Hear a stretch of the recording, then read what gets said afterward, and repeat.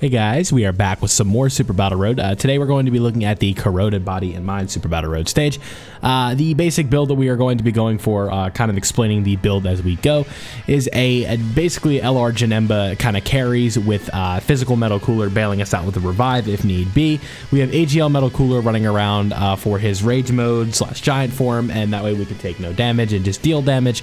And then we have Tech Janembas with their guard and support if we get 4 orbs. So if you guys don't know how Tech Janemba works, he gets defensive and attack and defense support as well as key if you get 4 orbs of a specific, not a specific typing, but of any type, right? So what you would kind of need is, say if we get 12 orbs, if 8 of them are rainbow, 4 of them are typing orbs, then we get them. But if we get 7 orbs and 4 of them are rainbow and 3 of them are type orbs, then we don't get the support. So unfortunate that they shafted Janemba in that way, but when we do get that support, he is pretty busted. So I would say that he is a solid option to run in this stage. That guard makes him a very nice defensive utility unit, and linking him up with the Physical Janemba will make Physical Janemba look very good. Now, what makes Physical Janemba very good, even despite us, I don't think we see it in the video one time, is that he has a nullification for blast-based supers, and blast-based supers, as you guys know, are pretty common in Super Battle Road, as the bosses are kind of like less up-to-date models of different characters. So when you think about it, you see like like basic Kamehamehas, Gallic Guns, Final Flash, all that fun stuff is just a basic little Ki Blast that Janemba can go ahead and nullify. So that is going to be very convenient come down the line. What I'm thinking with AGL Metal Cooler is that if he gets hit enough, he will build up really quickly after 2 to 3 normals, and he will be able to withstand anything. The one issue that I could see is if he takes a super from this Tech Goku, and I'm pretty sure that he ends up doing just that in this specific run, and we are on low HP for most of the run. But, you know, as you can tell by the title, this is a no item run, so again, oh, okay, it's not from him, so it must be from the physical one, because I know we take damage, like, really early on. So, say this was Janemba, boom, nullified, but now we took 250k, and he was taking double digits on normals. That's basically how this whole team is set up, where it's like, the most we're taking on a normal is like 50k, 60k, unless we just are completely naked defensively, which usually is not the case for most of this run, right?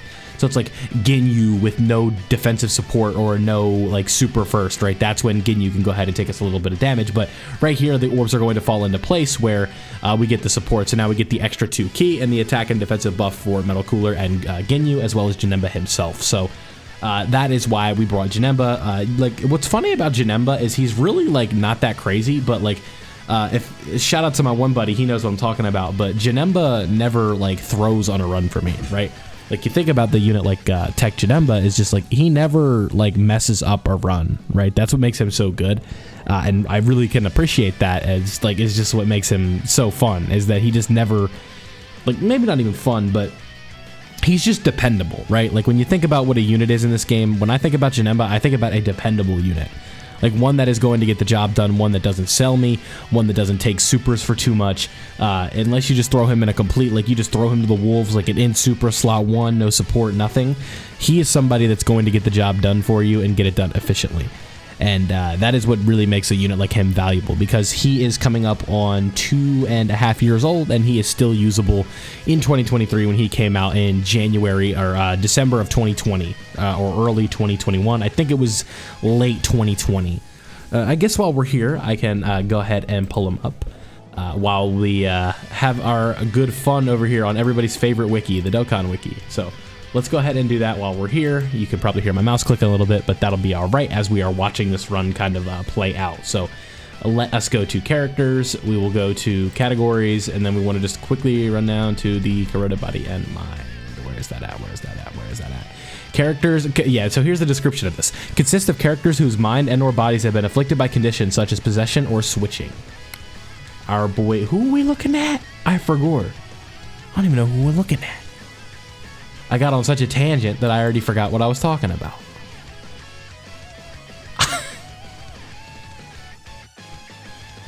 Oh, we were talking about when he came out. Yeah, December 28th, 2020. Yeah, okay, yeah, so he is, and on global, when the stage drops, he'll probably be a little over 2 years old. So, considering when this guy came out, I'd say that's very impressive that he is still runnable 2.5 years later. So, always nice when a unit kind of ages gracefully, right? It's always a beautiful thing to see when a unit just goes ahead and fulfills his role. So What's funny is this recording is 12 minutes, I guess, and we are 5 minutes in, and we have 7 minutes to go, and we're almost done the second fight. So that's interesting. I can't imagine what I do for the next 7 minutes and why it takes so long. If I had to guess, it's something to do with Key. That is where this team is really going to suffer, right? And I just realized I also did not talk about STR Rose. He is here for his support as what makes this unit so bad, or not so bad, but what makes this guy so sketchy, I don't even know if that's the right word. What makes this guy annoying to use is that his buffs come from getting the final blow. So to defeat an enemy, right? So if he doesn't get the KO punch on an enemy or attack on an enemy, we're just like never going to see him at his best, right?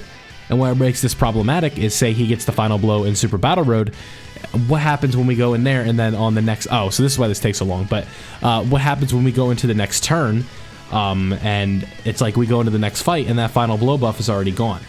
Like when we deliver the finishing blow to an enemy, it's like we just move on, right? So that's why it's one of those really frustrating mechanics, because it's so hard to get him in that specific instance where you deliver the finishing blow on an enemy and then you get to go into another turn and see him again, right? Especially in the context where we're using him, where we're just floating him off and we don't really get to see much of him, right? So what I'm doing right here, and this is why this run takes as long as it does, is I have to intentionally throw and not do the maximum amount of damage to make sure that I am in a comfortable spot for, I believe it's to get Metal Cooler in slot 1, so that way I can try and get the revive in case Mai decides she wants the smoke and does a lot of damage. And then we just end up not being able to do anything with that because I'm pretty sure we just heal up. And then I realize, oh yeah, we have AGL Ginyu's transformation condition. So where this unit comes in clutch is that HP condition, and now we have a full heal. So we went from having like no HP to having a full HP bar, and I'm pretty sure we still end up at low HP when we end up seeing the Metal Cooler Core again. And I think that's really funny, because the Metal Cooler Core is like, they're just a meme, right? Like, it's just because the red zone, like, I just have, at this point, like, the Metal Cooler Core, I just have PTSD from that super attack animation that they have, right? Just from seeing that zoom out on the big cooler core, and then it grabs you and does all that fun stuff, and it's just like, oh my god. Oh, and this is a 5 enemy fight, so that's why this takes 5 minutes. But this is one of those stages where you really don't have to overthink it, right? I guess while this last fight is going on, we could go ahead and discuss some options that come up on this team. This is not like building for the GT Goku event mission, as there is a much different setup that you have to do. If you want to be on the risky side of things, you could bring Chilai items and try and nuke the stages with AGL Majin Vegeta. What you could also do is bring key up items and just try and get that AoE, especially in this last phase, to do as much damage as you can. More modern day units like LR Standby Majin Vegeta might be able to tank if you can get him out. We have LR Metal Cooler and LR Janemba, who I think are two of the best units on this team. Unfortunately, both physical, but sometimes that's just how the cookie crumbles, right? We have AGL Captain Ginyu, who I like a lot. We have Black Mass Saiyan, who's not really good here because it's not a heroes context. We have AGL Rose, who can be decent still. AGL Metal Cooler, who I think is okay. If you want, you can run the full free-to-play Metal Cooler team. That is a solid option. If you could run, like, if you have LR Metal Cooler and then you just run all the free-to-play Metal Coolers, I guarantee you can get this done. We have Brainwash Supreme Kai of Time. We have STR... no, he's no good. We have STR Janemba in Janemba. You could low-key just run a team of Janembas. You'd have no key, but you probably won't die, right? LR Int Rose if you want to go for an offensive approach. There's just like a lot of different things that you can do, but I feel like the team that I'm running is pretty optimal for, especially in this case, because we already got the no item run. So it's like you should know, like, if you're watching this video, that this specific setup at the very least does work, and that I think is really important because, like, sometimes that's all you need, right? Even if you're not worried about a no item run, just getting that initial run in the beginning and just getting it over with is good. And like I said, just I figured, I'm like, you know what, we're here, what the hell? This is, at this point, it's like with regular Super Battle Road, it's just we are so power crept past normal Super Battle Road. It's like you almost have to do a no item run for it to be valid in this day and age, and that is just how I feel about it. If you are really out of options, Int Majin Vegeta with like Tech Super Saiyan 2 Vegeta could kind of work, but I don't like throwing the super units in line with extreme units like this, because this is a really heavy extreme based team, and getting Super Saiyan 2 Vegeta out or Majin Vegeta out is difficult because you need to be facing one enemy. for him to get that high chance to come out, right? So it's like you can eventually get it, but it's just one enemy is going to be really, really tough to get, because right here is a 5 enemy fight. The first fight, I want to say, was 3 enemies, and the second fight was obviously 2, with it was Trunks and Mai. So like getting to that version of Majin Vegeta is just really tough, and then you need to have this team's already struggling for ki as it is, and Majin Vegeta needs to have 6 tech orbs in order to get his guard chance, which is where he'll really be good defensively. And shout out to the Metal Cooler Core there dodging, because we really needed that, right? Excuse me. Yeah, it's just like when a team is struggling for ki as much as one like this is already, it's like you really got to like hone in and try and get like support going, and like ki support is really, really important on a team like this. So if you do end up getting that ki support, then maybe you can get away with running Majin Vegeta, but again, it's a toss-up, like with how you want to build this team. There's really like a plethora of options, but there's also like a lack of options, right? Like you kind of just want to go like the most optimal build that you can set up and then just go from there, in my opinion. But you guys can see that this run ended up going pretty well, in my opinion, like because like this was literally my first try for the no item run. So it's like if I can get a first try no item run, then that means the stage must not be that bad overall, and you should be able to do it too.